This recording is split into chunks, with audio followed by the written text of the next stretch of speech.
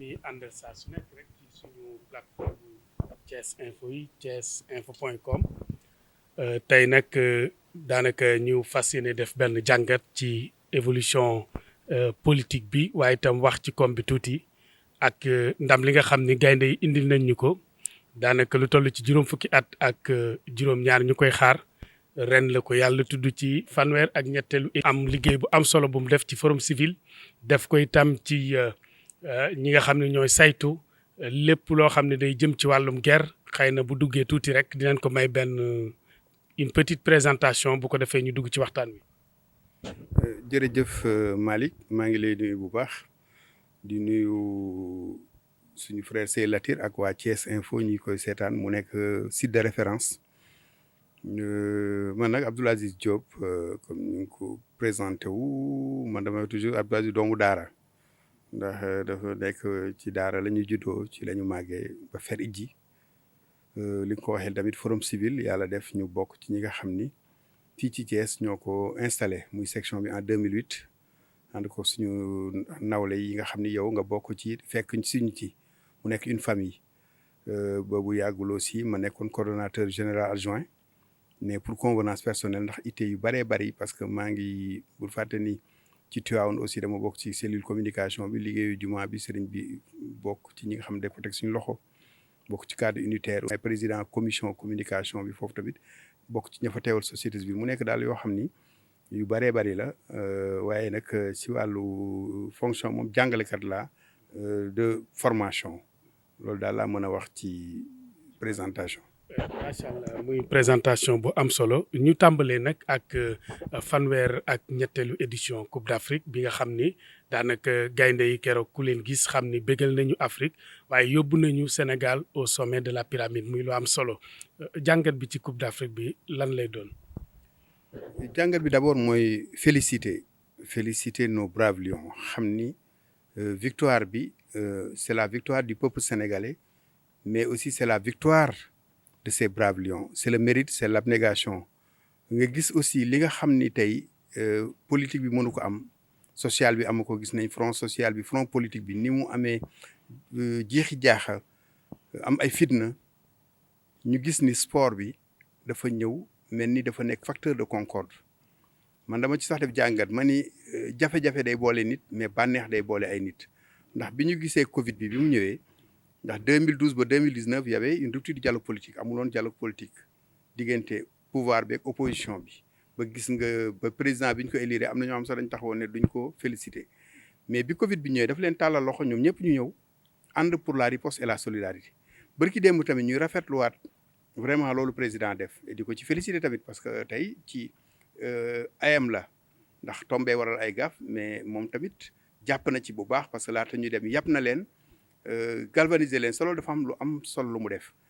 coupe bi tamit mu ñëw loo xam ni dafa coïncidence la tombé président di jël Union africaine ñun ñu gagné coupe d'Afrique c'est une bonne coïncidence donc ñaan yàlla daal mu jig ñu ba pare li ñu seetlu Malick mois de mars réew mi dafa duggoon ci fitna xale yi génn en majorité li ci gën a bari taal dëkk bi pour une affaire de mœurs mu dem ba nga xam ne indi na fi ay 14 morts indi fi ay émeutes xale yooyu génn noonu doon taal bërki démb xale yooyu ñoo génn di jubilé ànd ak Lions yi mu am benn jàngat buñ ci war a am réew mi la majorité c'est des jeunes yooyu donc jaadu na tey ñu éduquer leen ñu former leen mais aussi ñu mobiliser leen et puis seen énergie boobu xale yi da nga gis bërki démb ñaari fan xale yi lekkuñu naanuñu ndax mbégte mais mbégte boobu tamit dafay éphémère parce que après la Coupe d'Afrique la réalité reviendra xale yi war nañu lekk war nañu naan war nañu jàng war nañu am xëy donc gouvernement yi état bi war nañ gën a xalaat énergie boobu nuñ koy transformer mu dem ci énergie boo xam ni dafay suqali réew mi sa loolu mën na am mooy tey mbay maa ngi fii le contenu local la formation qualifiante donc man loolu laa gis ni daal tey jii benn jàngat la beneen bi tam mooy acteur politique yëpp gis nañ ni ñu àndee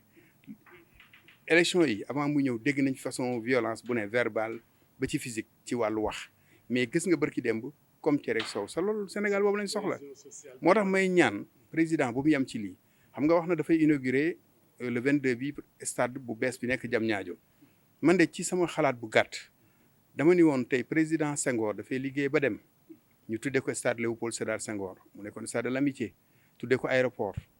président Abdou Diouf centre international bu Diamniadio ñu tuddee ko SICAD man président Ablaye Wade dama jàpp ni stade bii tey suñ ko tuddee woon ndax aéroport bi doon nañ ko yaakaar ñu def tuddee ko Blaise Diagne c'est dégg naa moom la président def invité d'honneur man nag yaakaar naa ni même mag la su mënul ñëw mu yebal délégation mais ñu tuddee ko stade bi dina nekk loo xam ni dina rafet trop ci deru Sénégal c'est dina gën a tàppe xol yi loolu daal laa ci jàngat bi nag mooy nañu jik waaw ba pare mu nekk aussi leçon boo xam ne ñu xam ni seul le travail paie la victoire est au bout de l'effort parce que dégg nañ fi façon wax bu nekk ci tout charlatan yi wax nañ lu nekk mais c'est le mérite des lions di prédire loolu yàlla kenn du ko jiitu dafay doog a jot rek. mu am solo donc nga wax sànq ci sa biir njëlbeenu kàddu ñëw tuuti ci ñi nga xam ne ñoo sekkoon politique bi moo xam ci kujje gi ak ñi jiite gouvernement bi ñu génn ci ay élection fukki fan ak juróom ñuy daw ci askan wi kenn ku ne di wane sa programme di wane li nga bëgg a def askan wi nag am na ñu nu tànn yàlla dogal ñu fas yéene jiite seen ëllëg ci diiru juróomi at jàngatu campagne bi boo ko doon tënk lan lañ ci mën a téye ak profilu maire yi ndax tey jii ku ne mi ngi naan maire te gouvernance locale dafa ne loo xam ni yombul du loo xam ni benn fan nga koy tabax juróomi at nga yor charge askan wi loolu jàpp naa ni képp kuñ ci tànn war nañ ko saytu. waaw xam nga jàngat bi ñu ci njëkk a def mooy xam nga mois de mars la rue avait parlé xale yëpp dañu génn mu nekkoon signal bu fort ci régime bi président ne dégg nañu message bi ñu askan wi jox ak xale yi man leen suñu moytuwul man boobu j'avais déjà fait même un post sur ça def ci interview ne leen suñu moytuwul élection locale yi ñëw dafay nar a nekk prolongation ou même référendum pour présidentielle 2024 mais dafay nekk prolongation mois de mars parce que mois de mars pouvoir bi dafa jàppoon ni défaite la opposition bi jàpp ni victoire la donc nga gis que ni fitna yi commencé jóg ba ñu ciy dox tànku jàmm ñu ci doon wax élection yi nag li ñu ci jàngat mooy contexte 2009 bi rek moo ñëwaat xam nga 2009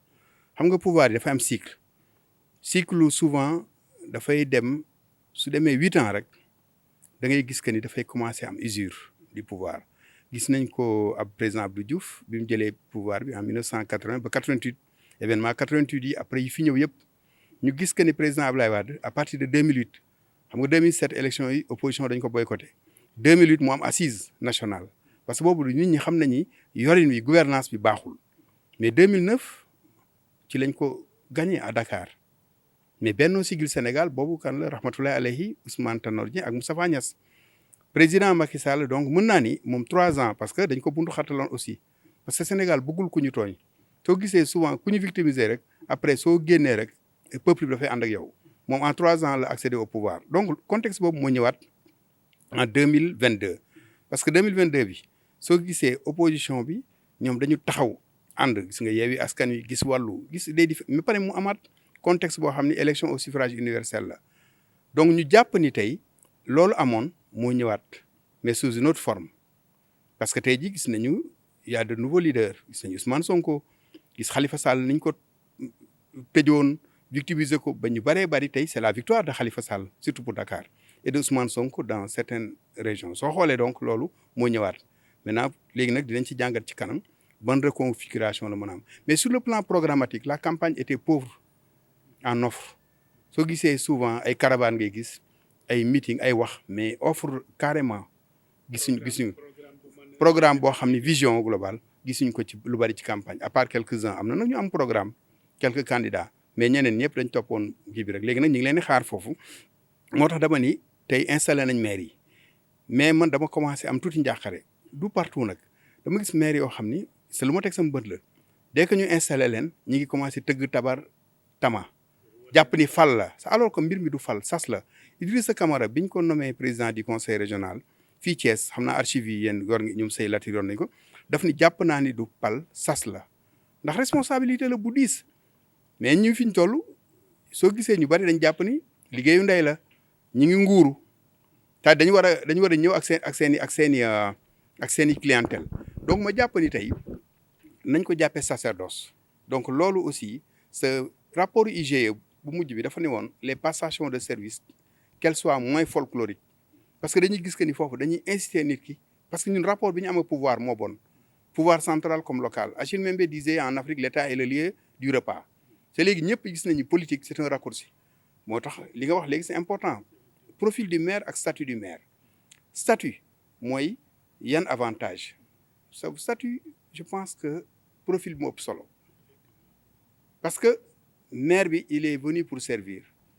donc statut bi ay passeport diplomatique ay véhicules loolu lépp d'accord mais lépp solo ki ñu tànn kan la il faut mu am dama naan ce triptyque il faut qu'il soit d'abord compétent mooy xam li ñu ko dénk lan la il faut qu'il soit doublé d'éthique mooy mu am koo xam dafa maandu ci liñ ko dénk mais maandu aussi ci digganteem ak boromam mais il faut aussi mu am patriotisme national comme local c'est-à-dire bëgg askanam parce que élection locale élection citoyenne la du élection politique soo gisee souvent nga gis yenn saa yi xoolal Wakaam kañ jël parce que ASC bi la nekkoon amoon na action souvent da ngay gis dañuy jël par exemple ñu ngi lay wax xoolal Ndoye Bane parce que il est d'utilité sociale à Pire mais son profil laisse à désirer donc profil bi léegi dafa laaj moo tax ma ni maire yi il faut ñu imposer leen loolu nañ ko réformer ci texte yi ñëw li ñu naan déclaration de politique locale xam nga premier ministre suñ ko falee dafay dem assemblée devant le député def déclaration de politique générale wane ni gouvernement bi de fii la jëm domaine bu ne mu décliner la vision du chef de l'État ak stratégie mais maire yi aussi war nañ def déclaration de politique locale daal ni man fal nañ ma avec l'équipe municipale fii ak 5 ans yii mooy suñu vision lii mooy suñu priorité lii mooy suñu stratégie mais loolu su amul tâtonnement expérimental moo nar am pilotage à vue dem ngénte dem gàmmu dem dëj signer état civil luubal parce que vision bi c'est extrêmement important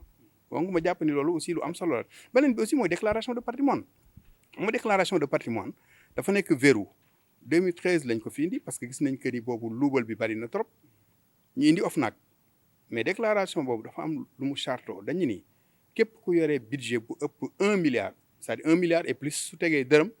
war nga def déclaration de patrimoine à l'entrée et à la sortie su dee ministres yi 3 mois bu ñu leen falee war nañ ko def muy entrée nga ñëw indi sa patrimoine wax ni lii la am mais déclaration boobu elle est confidentielle kenn du ko xam OFNAC rek ñoo koy garder sa OFNAC amuñu moyen wu saytu la Malick déclaré ndax lu am la parce que ñoom kayit bi rek la ñu jot c'est unilatéral moo tax jaadu nañ tey déclaration itam ñu fesal ko parce que ñoom la ñu fal maire yi aussi ñu jàpp ni ñun même maire bu ci am budget 50 millions déclaration de patrimoine tey war nañ ko yaatal à tous les maires du Sénégal et à tous les présidents de conseil départemental ça nous permettra ñun citoyens yi ñun ñoo fal sànni suñu carte dañ koy dénkaane dinañ xam ne Malick bi muy jël maire bi est-ce que Malick fan la déparé Malick lan moo doon fonction Malick lan moo doon revenu suñu gisee au bout de 6 mois 1 an Malick qui est parti d'un niveau 1 mu dem ba niveau 10 ñu xam ni parce que indemnité maire de commune 300 000 la 300 000 mënoo ci rey am di mais soo gisee fii beaucoup de maires sont millionnaires pourquoi dañu luubal lii ci suuf si lii ci marché public yi ñoom genn wàll gépp ku leen audité woon da nga leen tëj audit bi ci war laa wax c'est-à-dire sans impunité mais malheureusement benn maire bu fi def bilan bariwul gis nga bi campagne bi genn wàll gépp alors que li ñu bëgg njëkkoon def Thiès laa koy tàmbalee les maires 3 maires ak le maire de la ville dañu waroon def bilan xam nga Talla Sylla le maire de la ville daan na def tous les 6 mois mu nekkoon ni bonne pratique donte la yoon gàllu leen ko mais ñoom ñëpp dañu waroon def bilan ñu seet ba ñu tàmbalee ak fañ agsi lan lañ jot a am Burkina dem nañ ba délit d'apparence dañ ko dugal seen code délit d'apparence mooy Malick xam nañu revenu am lii la suñu gisee 5% yoo xam ni ay fonds licites réalisation rek ci loo xam ni revenu am attanu ko dañ koy clamé ci yoon texte OFNAC yi mais xam nga réforme Sénégal dafay yeex mais loolu dañ ko waroon baral mu nekk priorité tous les maires def déclaration de patrimoine devant le conseil municipal devant la presse devant la société civile nga xam ni tey dinañ xam ne maire bi lii la am bi dugg 5 ans yi ñu mën ko càmbar mais man 5 ans sax dafa bari dama ni war nañ dugal même principe bu révocation des maires xam nga maire bi souvent da ngay gis ay déclaration nu mu tuddati délégation spéciale gis nañ ko mais souvent c'est des maires yoo xam ni ils sont du côté de l'opposition mais man jàpp naa ni tey waroon nañ dugal principe de révocation donte le ils sont élus au suffrage universel maire buñ ci gis nga dawal 6 mois ñu gis tey train de vie lañ la doon séntu gisuñ ko yaa ngi defaru mais defaru askan wi ñu war a am principe pour mën la révoquer bala ngay yàq lu gën a bari parce que jinax da nga koy teel a bala muy ëppal donc mbir mi man yaakaar naa ni tey jii fi ñuy xaar parce que yaakaar yi dafa bari sa maire yi ñëw na am nañ sas ndax lañ mayoon ñi fi jógee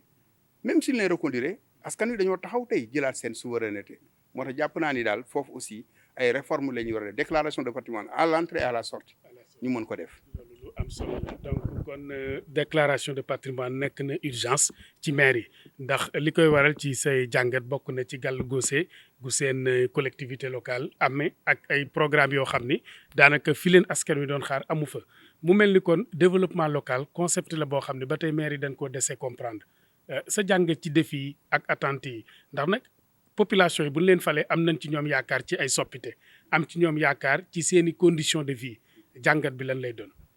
waaw jàngat bi Thiès lay tàmbalee bay sawewu tànk xam nga Thiès la ville de Thiès en soi commune elle étouffe xam nga Thiès jeex na le périmètre communal soo duggee fii léegi ñu ngi fii actuellement zone ouest bi sooy génn tuuti fii Ila Touba bi tàmbalee yaa ngi Kër Massamba Gueye n'est-ce pas mais Kër Massamba Gueye fu mu bokk Fandène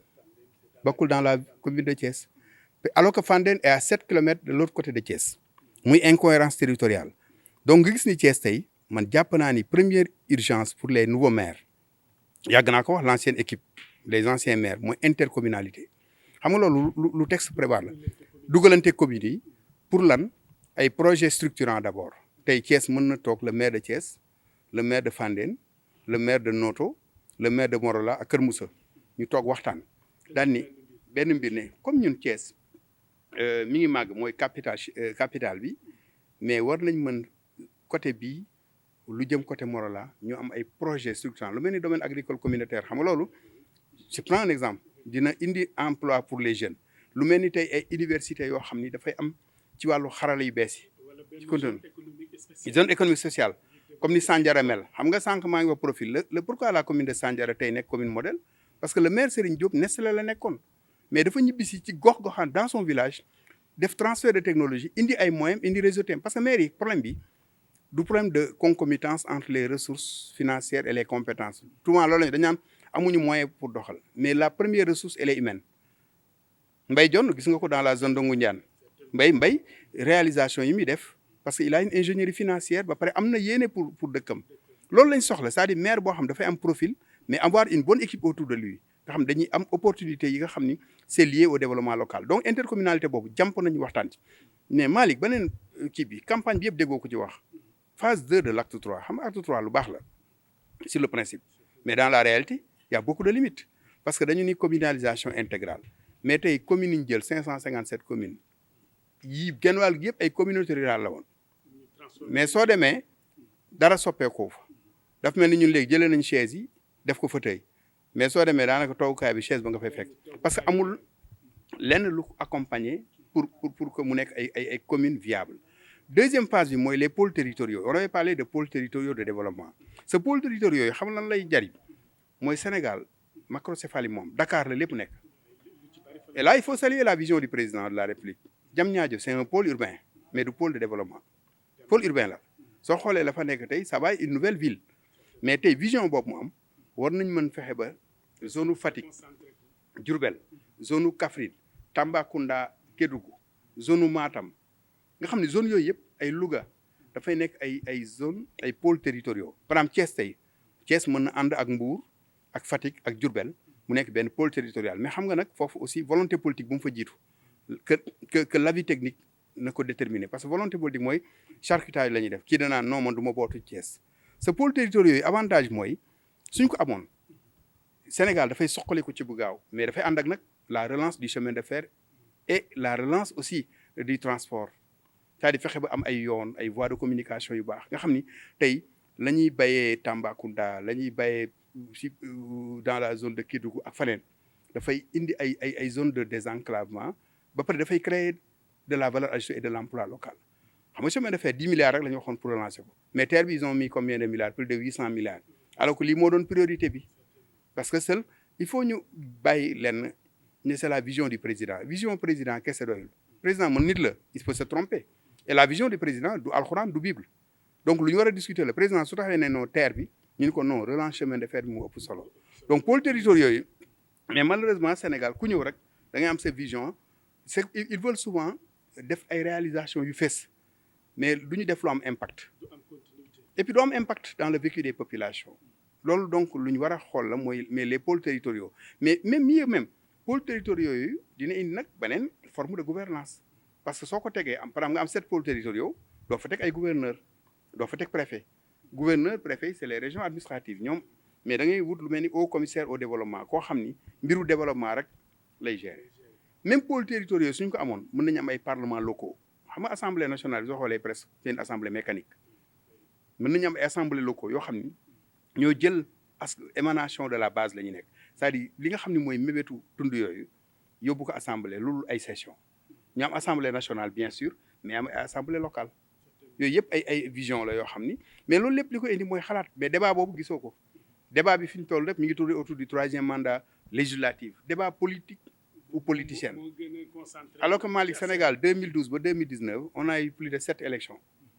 fi ñu toll bii mooy 8e bi soo ci dugalee référendum législatif bi di 9e donc mënatuñ xam lan mooy temps wu campagne ak temps wu élection ak temps wu mandat c'est suñu moytuwul fii ak 2024 yëpp campagne lañ nar a jëm parce que déjà ubbi na élection locale référendum la waaw xam naa dinañ ci ñëw ci wàllu reconfiguration ak ñi nga xam ban jàngal lañ ci mën a am. lu am solo la donc ci cadre ba tey ci cadre pôles territoriaux yi ak li nga xam ne moo di collectivités locales yi ñëw nga ci vraiment leeral lu bari lu jëm ci gàllu goose et tout ça waaye dañu jëm ay élections présidentielles 2024 mu am benn débâcle bu am fii ci Thiès nga gis ni coalition au pouvoir ni ko Yewwi Askan Wi renversé pratiquement maire yi nga xam ne ñoom lan waroon a tey yëpp fi mu toll nii Yewwi Askan Wi ñoo ko siégé mu am beneen regard bu nu gis itam muy coalition gox yi bees moom itam dolli ko ci yeneen gox yi nekk ci département bi mu nekk xëy na xeex boo xam ni dina metti ci pouvoir bi ëllëgu configuration yooyu nan nga ko mën a jàngate ndax nekk na loo xam ne aussi askan wi mën nañ ko war a mën a ràññee. waaw xam nga élection yi dafa am lu bari lu mu wone man dama ni même la démocratie dañ ko war a xoolaat sous nos cieux parce que cette démocratie populaire elle est bonne mais xam nga un citoyen une voix attanuñ ko am na ñoo xam ni tey xamuñu exactement lan mooy le sens du vote sax xam nga aussi démocratie c'est la pure par exemple Thiès c'est presque plus de 500 000 habitants ay presque 300 000 électeurs mais suñu ne la par exemple le maire de la ville c'est presque 18 000 voix donc soo xoolee nuances yooyu da ngay xam ni quelquefois bon y a la légalité mais légitimité bi suñu sukkandikoo ci loolu rek c'est-à-dire toutes les coalitions muy pouvoir muy opposition la majorité dormante il faut ñu bàyyi xel loolu donc jàpp naa ni tey am na recomposition buy am xam nga jafe-jafe day boole ay nit xam nga en 2009 Tanor ak Niass ñoo àndoon ci Benno Siggil nekk les leaders mais ñoom soo xoolee bi ñu ba présidentielle bi kenn nangul bàyyi sa morom looloo indi Macky Sall en moins de 3 ans mu accéder au pouvoir parce que Macky dafa dem ci àll bi il a fait une campagne moment boobu ñoom ñi ngi woon obélisque ak ñoom ñëpp muy réew mi ñoom Idrissa yëpp nekk Dakar Macky def le tour du Sénégal et mais nag ak si dogalu borom bi xam nga pouvoir affaire suñu borom la léegi man recomposition bi may gis mooy xam nga le PS tey Tanor dem na et vraiment de 2012 ba 2019 Benno Bokk Yaakaar mu nekk une coalition très forte muy Tanor ak Niass xam nga Gbagbo daf doon wax amul canapé présidentiel nee nañ ñaa qu'un fauteuil ndax président kenn rek lañ koy nommé mais man dama ni Sénégal 2012 ba 2019 lu fi mel ni canapé la woon Macky moom lañ fal mais à côté de lui y avait Tanor et Niass parce que il fallait parce que amuloon expérience de l'État trop ñee nag c'était des hommes d'État soo xoolee ñu coaché ko vraiment ba lu bëree bëri mu réaliser ko ñoom dañ ko jàppale mais léegi beneen recomposition mooy am Khalifa Sall xam nga le PS Khalifa waxul dafa génn PS mais annoncé na candidature am donc attendons-nous tey ñu amnistier non ñu amnistier ko moom ak Karim lu ma nekk la suñ ko defee dafa indi beneen recomposition gis nga dualité boobu amoon diggante Tanor ak Moustapha Niass moo nar a am ci diggante Khalifa Sall ak Ousmane Sonko xam nga Yewwi Askan Wi ñoom ñoo les deux têtes de pont mais su moment boobu am ambition parce que élection présidentielle bokkul élection locale bii nawetaan la gox goxaan la rek mais ba c'est une seule personne face à son destin et au peuple donc dafa am beneen recomposition beneen bi aussi mooy ñu gis ni tey gis nga avec Idrissa la coalition elle a atteint ses limites Idrissa avait comme Thiès c'était sa base affective musu ko Idrissa daanu campagne sax il gagnait tout Thiès mais dañu gis ni à un moment donné gis nañ que ni même bureau de vote dañ ko gagné yooyu yëpp dafa indi ay jàngat mooy wane ni ay cycle la xam nga Macky Sall de am na naa la Abdou Diouf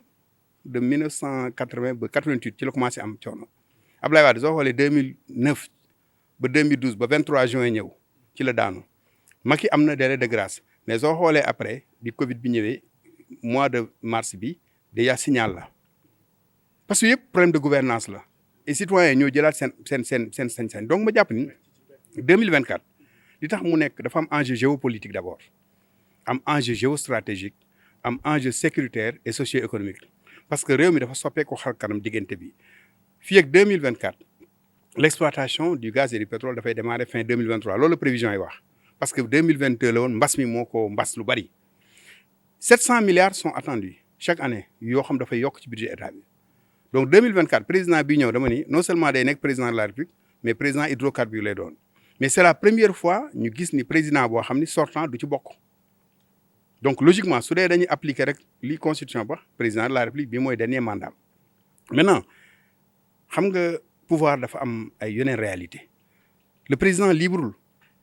il y a des lobbies des groupes de pression xam nga troisième mandat bi wax ji da nga ko doon non seulement mois de mars xawoon na ko régler mais élection yi moom réglé na ko yaakaar naa ni loolu moom c'est derrière nous waxatuñu wax loolu maintenant problème bi kay mooy président suy dem ses arrières parce que président buy dem ñaar yooyu la man kan laa fi teg est-ce que du am chasse aux sorciers ak fan laa jëm sa loolu lépp mbiru suñu borom la moo tax man la recomposition dina am maintenant pour la coalition Yewwi Askan Wi moo tax man la nañ éviter le triomphalisme et le défaitisme ñoom ñëpp nañ jàpp ni les citoyens mënatuñ ci may muy pouvoir bi li tax ñu sanctionner leen c'est la malgouvernance arrogance ndeewte bi ak lañ leen doon séntu gisuñ ko ci ñiit voilà léegi nag ñiitam ñëw xam nga dénoncer moo gën a yomb soo taxawee ne dara baaxul mais gérer dafa jafe surtout collectivité locale démembrement état la gis nañ Khalifa niñ ko def c'était pas une reddition de compte c'est un règlement de compte parce que combien de personnes ont été épinglées par des rapports de l'OFNAC de la Cour des comptes de l'IGE mais s'ils sont du côté du pouvoir sa loolu régime bu fi ñëw noonu leer soo transhumé rek xoolal tey liste 25 yi créé tey yoon am na ñoo xam ñu ngi ci biir gouvernement bi tey di pavoiser loolu mooy rôle lu Sénégal alors que loolu askan wi mënatul nangu moo tax ñi ñëw tey am nañu sas bu rëy parce que non seulement ñu bari amuñu expérience aussi amuñu vécu maintenant li ma leen di conseiller mooy d'abord ñu am humilité ba pare avoir une démarche inclusive il y a deux démocraties la démocratie participative et la démocratie représentative représentative mooy mënuñu fal ñëpp ñii la ñuy fal wóolu leen participative mooy ñun askan wi mais gis nañ ci déjà ci biir bureau municipal li ma ci jot a dégg gis naa benn commune nee nañu parité bi respecté wuñ ko ñëpp ay góor lañu ñi ngi commencé gis fa tamit ñu naan ñun la ñu fal majorité bi commencé xëccoo dégg naa mais am na conseil bu taxaw naan ñun ñaata la ñuy fayeeku xam nga déjà ñoom logique donc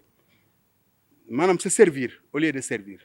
am na ñu takkal écharpe ñu commencé naan honorable di nuyoonte di félicité honorable même c'est à l'Assemblée alors que même le non honorable dañ ko war a xoolaat pour nos députés pour certains députés parce que ils déshonorent le peuple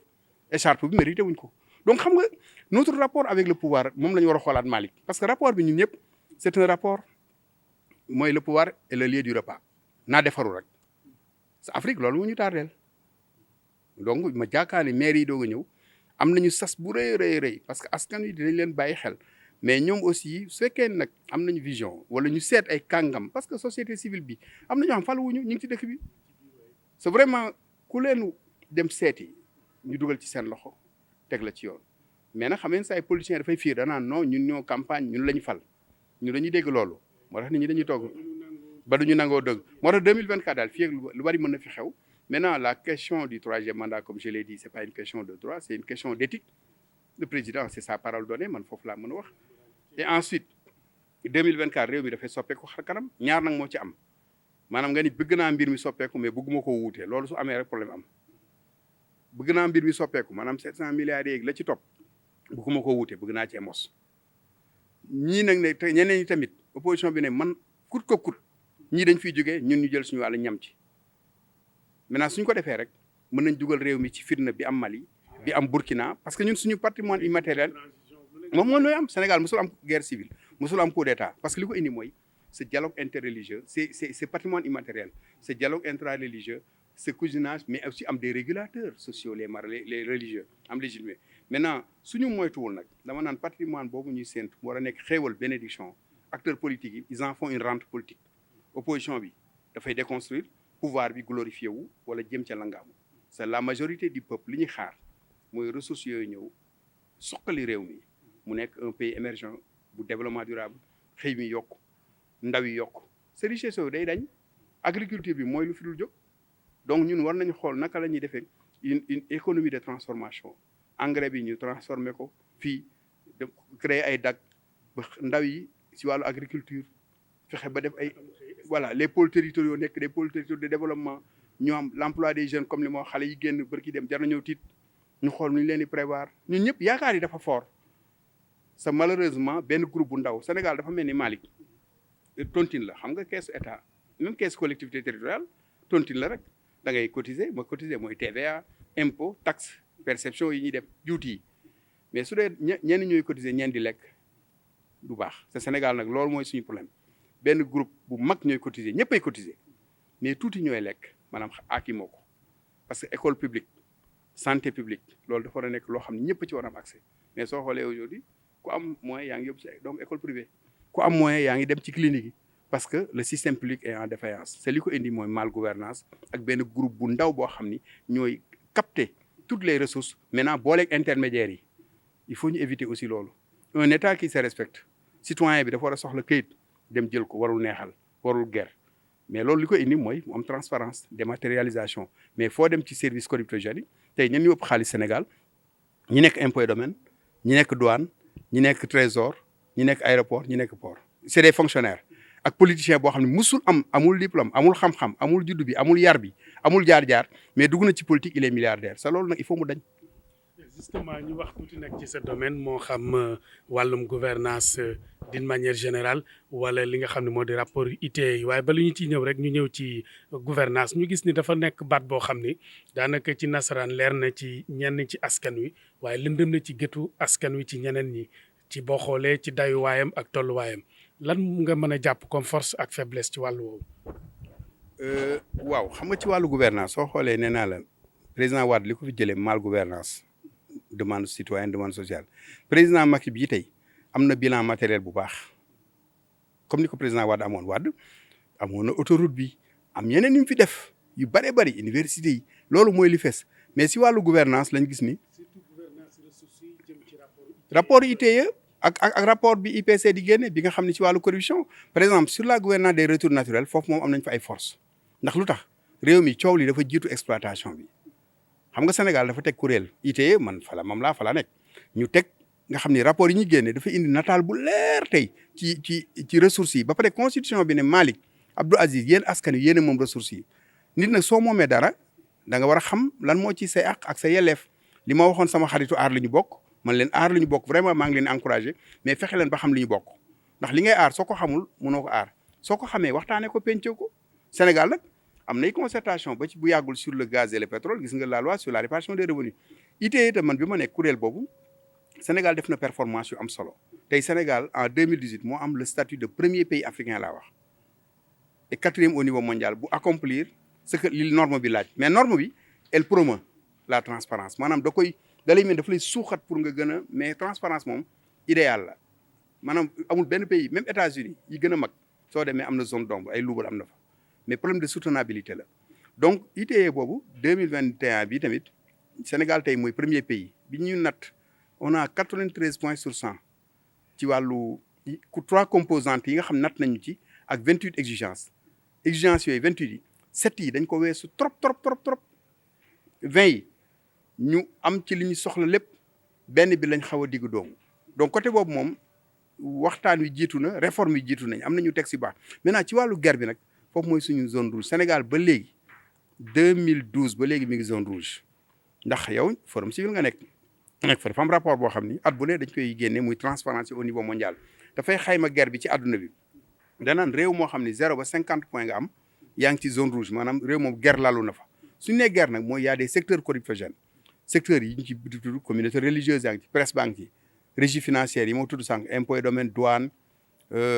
trésor ak fépp fu dugal xaalis parti politique yi soo xoolee xam xaalis bi génn ci campagne bi par exemple ku bëgg a nekk maire dépenser 100 millions wala 200 millions pour am salaire u indem 300 000 kooku xam nga ni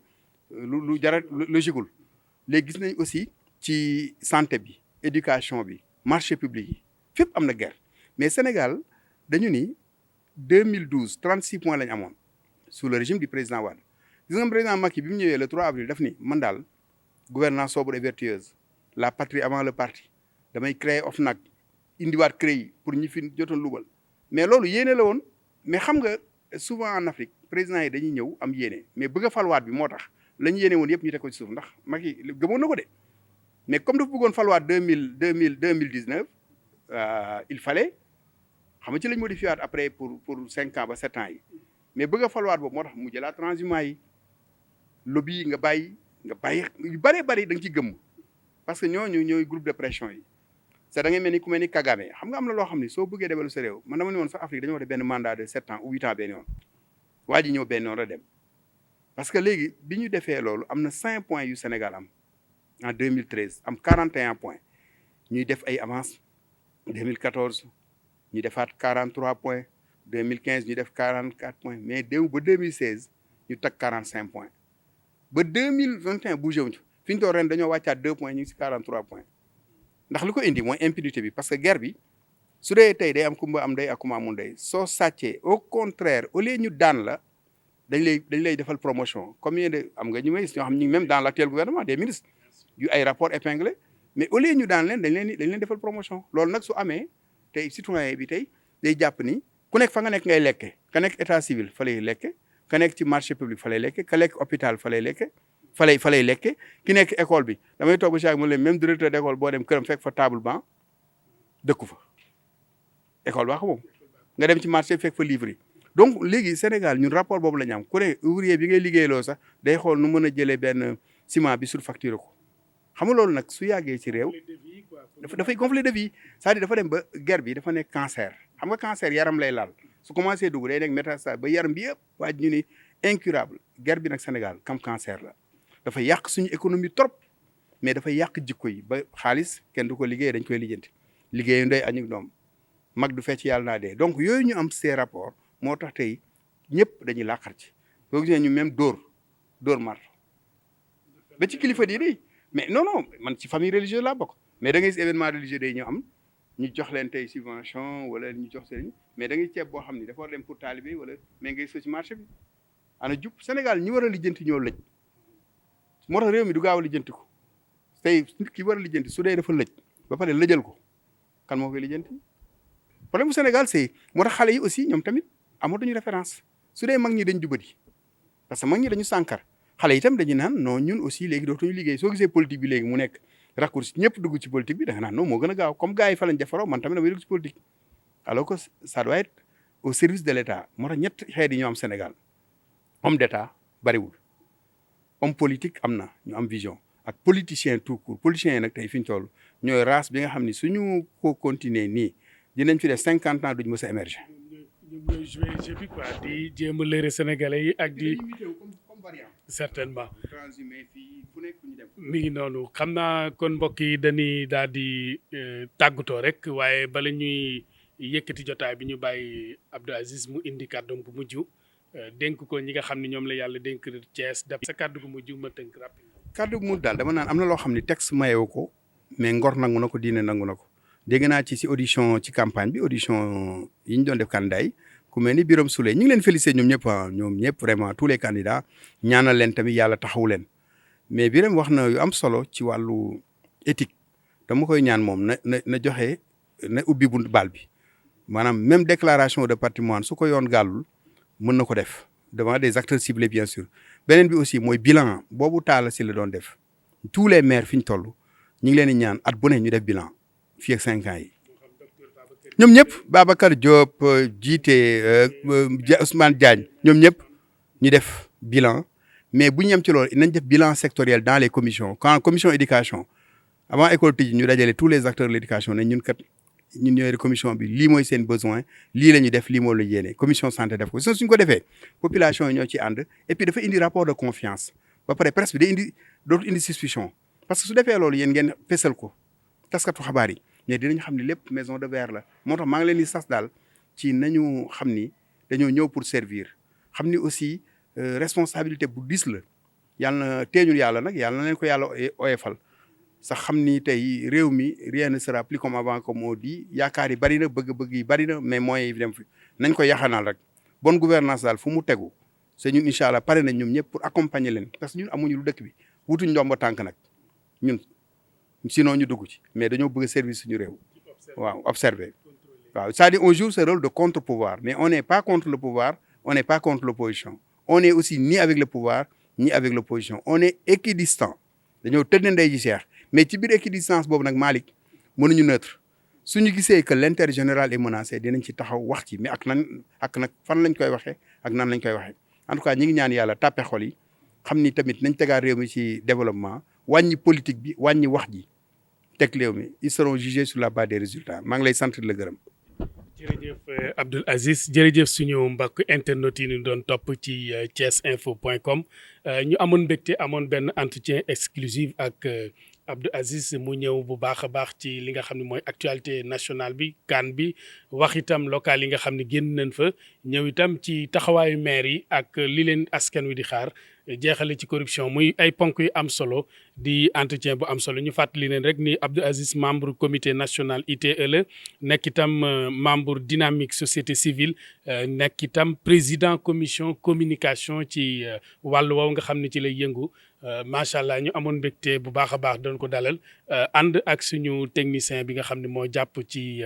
jàppandal gi di Jean Simon Tine macha allah def ci liggéey bu am solo ak taxawaay Malick Sarr Gueye moo sekkoon waxtaan ak Abdoul Aziz ñu ngi leen di jox dig daje ba beneen yoon du ñàkk ñu amaat yeneen invité ci entretien exclusif ci Thiès Info jërëjëf.